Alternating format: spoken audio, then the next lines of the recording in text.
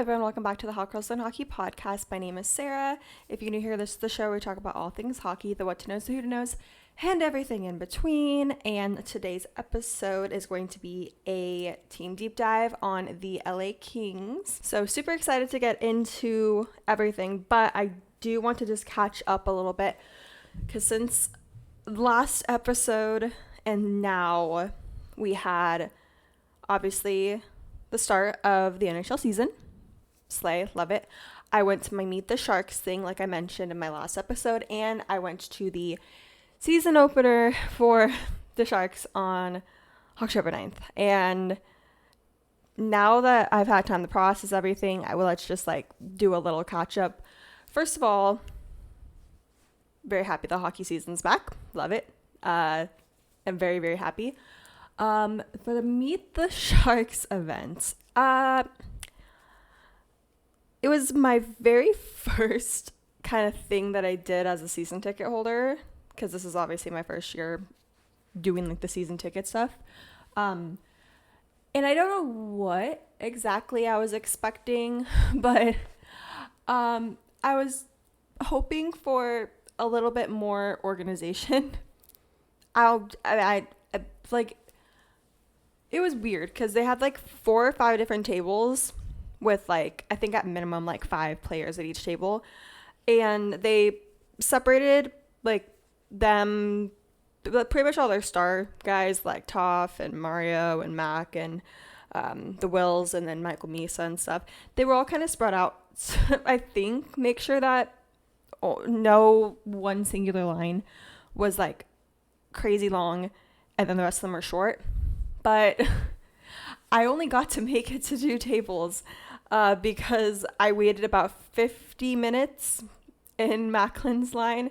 The first one I went to, it had Tyler, Toffoli, Quentin Musty, Ty Dellandrea, Colin Graff. I think Sam Dickinson was at my table too.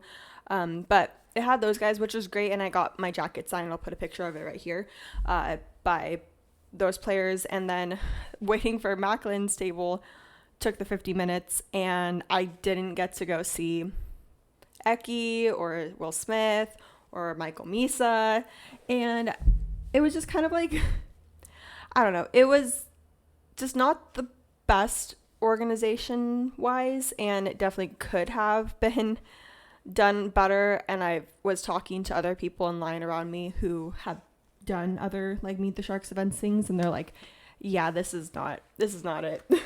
So I'm glad I wasn't the only one feeling that way. If you went to it, what did you think? I was obviously grateful to go, and this is no hate on the Sharks players. Obviously they don't organize it, but it's just definitely they're definitely probably gonna get a lot of not so positive reviews about it. So hopefully they'll do better for next year. But overall, it was very mid is how I've been describing it when people ask me how the experience was. But I am very, very thankful that I did get to meet who I got to meet. And I got my jacket signed, and I was able to get my Macklin Celebrini player card signed for my boyfriend for his birthday. So I'm very, very happy about that. And that kind of wraps up my Meet the Sharks experience. Now, oh my god, oh gosh, the home opener, great game. The energy in there was just amazing, and I love a good packed arena, and the game was great. It sucks that they didn't let them fight, but oh well. And if you know me, you know that I hate when the goalie leaves the crease. And this is why. Because if you know, you know. If you know, we went into overtime with Vegas. And I don't know what the fuck he was thinking. But that's all I'm going to say on it. We got clowned enough in the fucking comments afterwards. And I feel for the goalie. I bet he's probably thinking back to it. It's one of the newer ones. I cannot for life of me remember his name. I know it starts with a Y, but all I know is it was an Askarov, and it was a really good game, and we had it. All we had to do was hold them off. We were up by 1 in like the last like 3 minutes of the third period. All we had to do was hold off Vegas from scoring again, and we couldn't even do that. And even when we were just, I don't know. I've ranted about this to literally anyone who will listen to me, and it's just, I don't even know. And like last night, I'm filming this on the 12th, so yesterday was our second home game, which was against Anaheim, and it was the same thing. I'm pretty sure it went to overtime. And we lost again, but it was like 6-7. It's always like we choke at the end, and it's, I don't know. I have very high hopes for the next game I go to. I'm going to their one against Pittsburgh on Saturday, so fingers crossed that we get our shit together. And if we have like the 1 point advantage, just don't even try to score again. Just hold them off. Hold off Pittsburgh. Do not let Sidney Crosby score. Oh my gosh. So that was that. I got the cursed bobbleheads of Will and Mac, and I made a TikTok about them. You can go onto the TikTok page for the podcast. It's at HGLH Pod, of me unboxing them, and God bless their hearts. It's just, I call them cursed images in the TikTok, and I feel that that's a very accurate statement.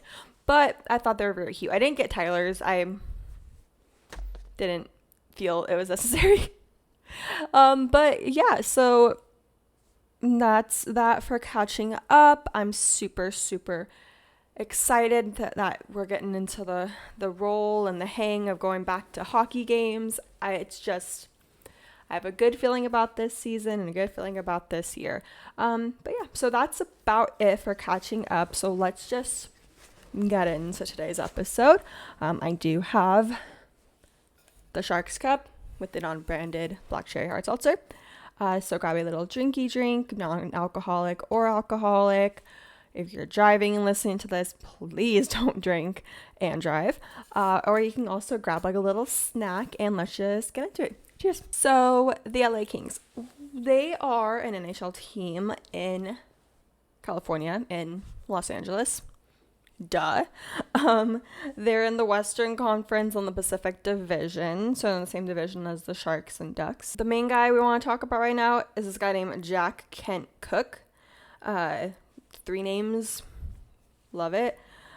He was a businessman he owned a lot of sports teams. Like he owned the Washington Redskins, which are now the Washington Commanders, and he also owned the LA Lakers and a bunch of other sports teams. He owned like a soccer team in LA too. So he was just kind of like a sports team magnate. Like he just owned a bunch of them. And in the 1967 to 68 season, the NHL wanted to expand for it, and my man Jack, he really wanted one of these new NHL expansion teams to be in LA, because majority of his sports teams were in LA, except for the Washington one, but I digress. And so on June 5th, 1967, he was awarded an NHL expansion team after he paid $2 million to the NHL to get the team. He was awarded it. And then the name of the team came from a contest that he ran for people to like submit names and stuff, and he decided on the name the Kings for it because, in a quote, he wanted them to take on an air of royalty. Okay, my guy, it's just a hockey team. And the original team colors he made purple and gold because I guess historically purple and gold have been royal colors. I don't know, man. You can look in a history book for that. I didn't, because I didn't really feel it was necessary. But so now we have the name, we have the colors, and we know what the first season's going to be. Now, where are we going to play is the question. So he wanted them to play in the same arena that the Lakers did because he owned Lakers. And he was just like, oh, it's just easy peasy. Like, we can just have my two teams playing in the same arena. But it was already promised to a WHL team, which, if you don't know what the WHL is, I cannot get into it, and their beef with the NHL.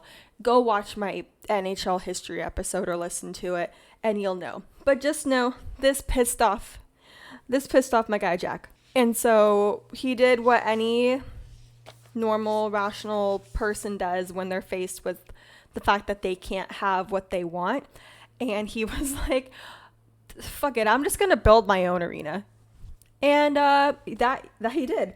I think he said it was something like he was fed up with the tomfoolery of it all, or something like that. There was like some quote with like a really outdated word, which was just like so funny to read. And so they started construction on this new arena, but the Kings would not have their first couple of games in this arena yet. They would open their very first season, which again was the 67 to 68 season, at the Long Beach Arena in Long Beach, California. And they did this on October 14th, 1967, which, if you look on a calendar, is the day that this episode comes out. Very, very cute. I love how I time things. So 58 years ago today, they played their very first game against the Philadelphia Flyers, where they won. So, slay. Really good start. And then finally, in December of 1967, the Kings' new arena was completed. And this is the iconic venue that we know as the Forum, or back then it was known as the Fabulous Forum. And if you know, you know. It's the arena in LA that kind of looks like Coliseum, in my opinion, like on the outside. And they always have the lights with like, it says Harry Styles or Sabrina Carpenter or Olivia Rodrigo, whatever. It's a very iconic, LA venue.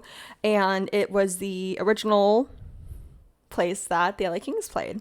Obviously they play in a different one now, but we'll get to that later. We'll get to it, okay? And the first game that they played in their new arena was on December 30th, 1967 against, again, the Philadelphia Flyers. But they lost this time. But they have their own arena, so they're not borrowing someone else's. And even though they would make playoffs in the late 60s, there's these first couple of seasons and stuff, attendance for the games were pretty low. And it was this plus just poor team management that would put the team into some hard times to end off the 60s and go into the 70s.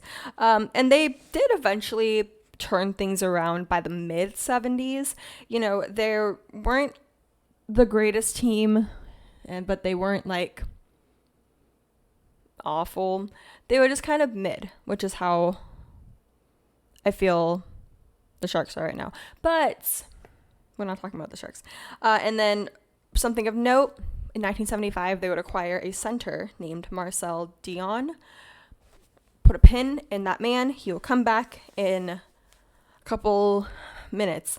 All right, so just remember him, Marcel Dionne. And so for the rest of the 70s, things were kind of just very up and down performance-wise for the teams. Like some years and seasons, they'd be, pretty decent. They'd be making playoffs and stuff. And some seasons were not so good, and they were just not the best team.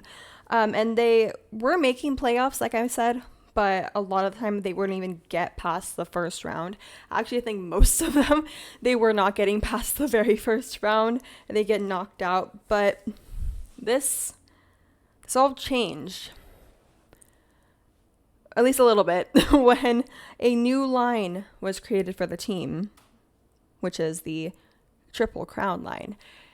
Now this is where our guy Marcel is coming back in. You remember him? I wasn't that long ago that I said his name. I hope you remembered it. So this line, the Triple Crown line, consisted of the aforementioned Marcel Dionne, who, like I said, was a center, and then a man named Dave Taylor, who was a right winger, and a man named Charlie Simmer, who was a left winger. So 3 forwards, and they formed this line that called the Triple Crown line, and it was just the mixture of their three different playing styles. It worked really well, and their playing styles complemented each other very well, and this line would later be known as one of the highest scoring lines in NHL history. And leading into the 80s and stuff, they were playing pretty well, especially with the triple line and stuff. And they actually almost made it to the 1982 Stanley Cup Finals, but they were booted out by Vancouver. So not getting to the finals yet, but a lot better than what they were doing before. Remember, it said they were getting kicked out in the fucking first round. So progress. We have progress. Okay, so now we're at the end of the 80s, and a lot of things have happened. So Jack Cook, whatever, he's not here anymore. We don't know him anymore. He actually sold his team to this guy named Dr. Barres or something like that. I didn't write his name down because he wasn't that significant to me.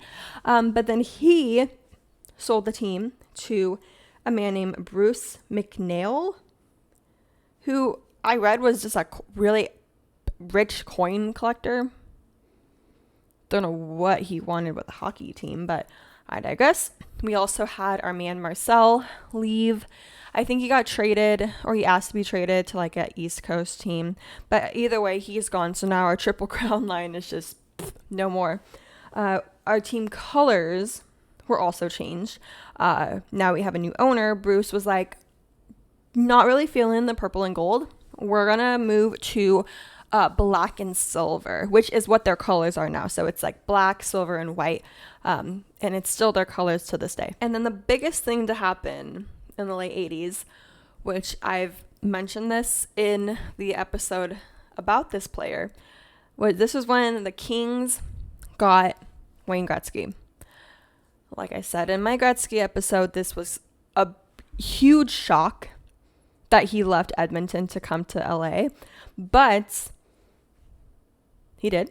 And his influence during this time was crazy, because you have to remember, right now LA is the only hockey team in California, and having Wayne Gretzky, one of the best players of all time, and especially at this time, he was like super, super hot. Just having him go to the team in LA, the only one in California, it brought a lot of popularity for the sport itself to California, specifically SoCal, but just California as a whole. And him coming to California was really influential in, getting the Anaheim Ducks and then eventually the San Jose Sharks. So I fear that we wouldn't even have my favorite team if it weren't for Gretzky coming to LA, but who knows, maybe it still would have happened. But all this to say, now Kings have Gretzky, so things are going to be looking up, right? Kind of. The early 90s saw them playing, very well, because, well, duh, they have fucking Wayne Gretzky on the team. And then they came so close to winning the 1993 Stanley Cup. They were in the finals against the Montreal Canadiens, but they did not win. And also, there was an investigation done on one of the Kings players because they found out that his stick was like extra curved or something like that, or his blade on his stick was extra curved. And you can't do that, I guess, in hockey. They have to have the same exact kind of dimensions and everything. So just, was not a good finals for them. They kind of lost momentum towards the end there, especially with that whole investigation.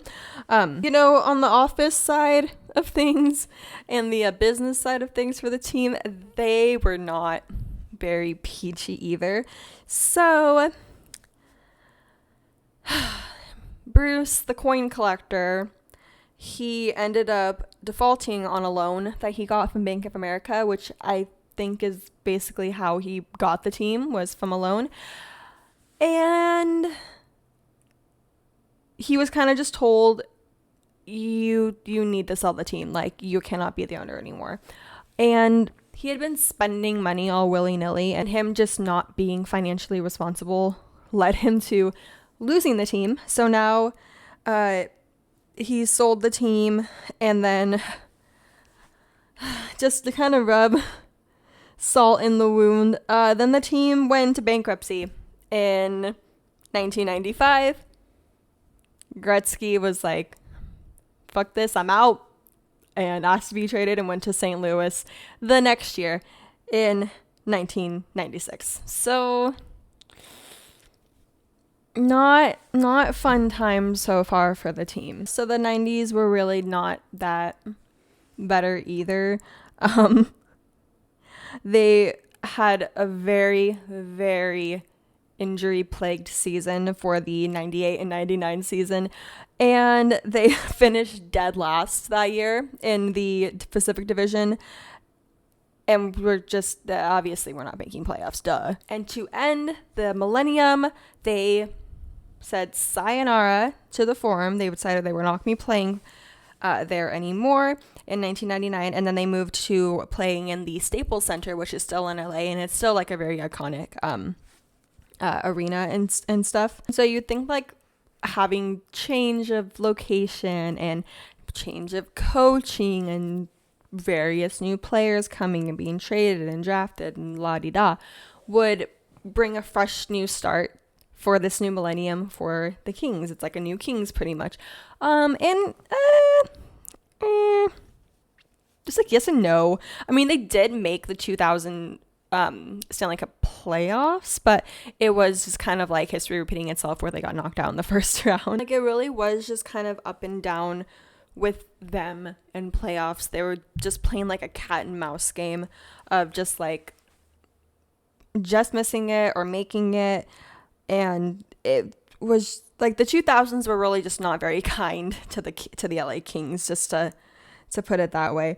And they really wouldn't gain momentum again until close to like the 2010s. So now we're in 2009, and they're building up a better roster of players. They gained really good players, like Jonathan Quick, Drew Doughty, I hope I'm saying your last name right, sorry my guy, Dustin Brown, Justin Williams, and so they had a good roster of guys playing there, and so they ended up actually returning to make playoffs, but they weren't advancing too far into the finals.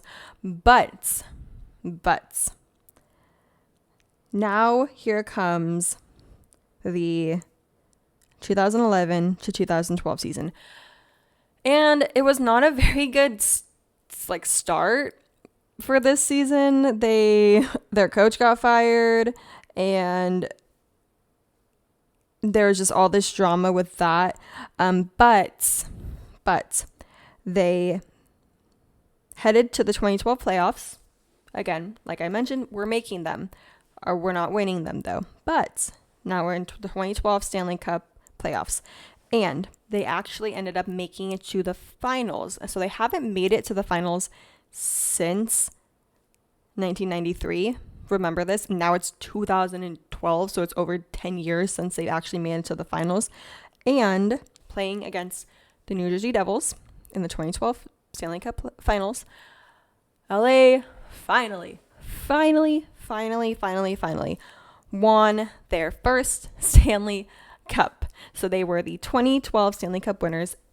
This team became a team in 1967.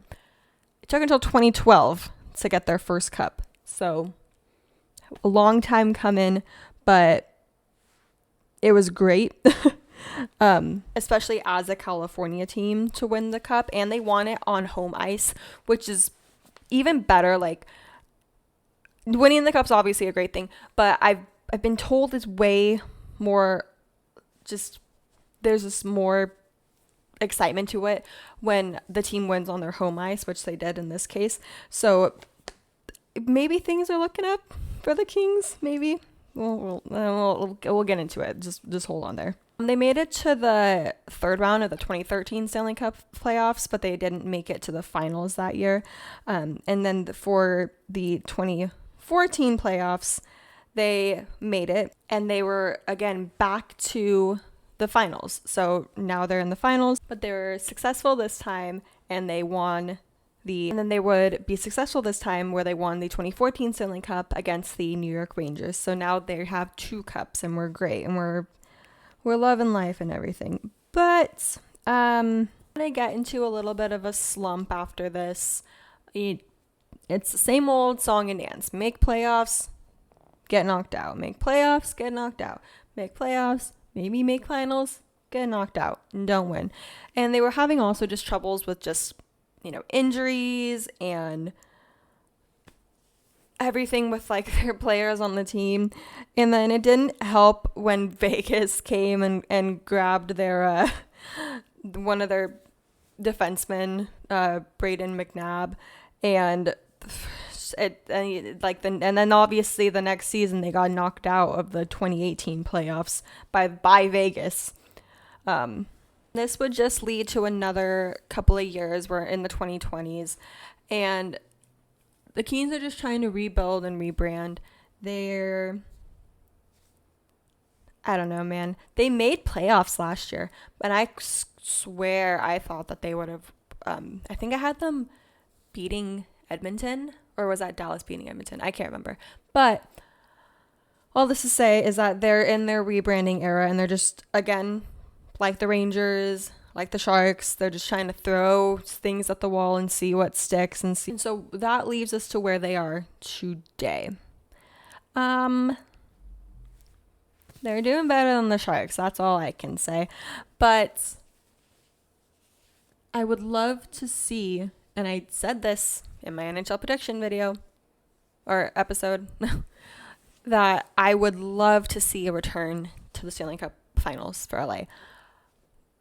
I see them, they have a lot of potential, a lot of young guys, and I would love to see them make, if not even just the finals, just to get to the 3rd round again, because boy, have they not been very consistent with that. And yeah, that is it for this episode. For anyone watching this on the video version, I'm sorry for the very abrupt lighting change. I filmed this like right before sunset, and then I had to turn my ring light on. But for my audio listeners, you didn't notice at all. So that was LA Kings. With these team deep dives, I try to keep them as short and concise as I can, and just like mention obviously them making playoffs and anything that's happened with them. Whereas before I would go over every single owner, every single GM, every single coach, and it's just a lot research wise for me to do. And I'm sure you don't want to hear about every single coach that a team has had, even if they were only a coach for like half a season. Like, it's just things that aren't really worth mentioning. But hopefully I was able to get enough information in here as I could, without making it seem like I was rambling. So hopefully you guys like this episode. I don't know. I did my research a lot differently than I would do like my other team deep dive. So we'll see exactly how this turns out. But yeah, so thank you so much for watching. Next week's episode will be the player profile on Marc-Andre Fleury. And I'm so excited. So excited. But yeah, if you're watching this on YouTube, please make sure to like, comment, and subscribe to the channel. It does help out a lot. If you're listening to this on Spotify, please make sure to give the show a good rating. You can follow the show's Instagram page. It's just at Hot Girls Learn Hockey. Or you can also follow the aforementioned TikTok page for the show, which is at HGLH Pod. Thank you guys so much. I love you guys so much, and I'll see you in the next one.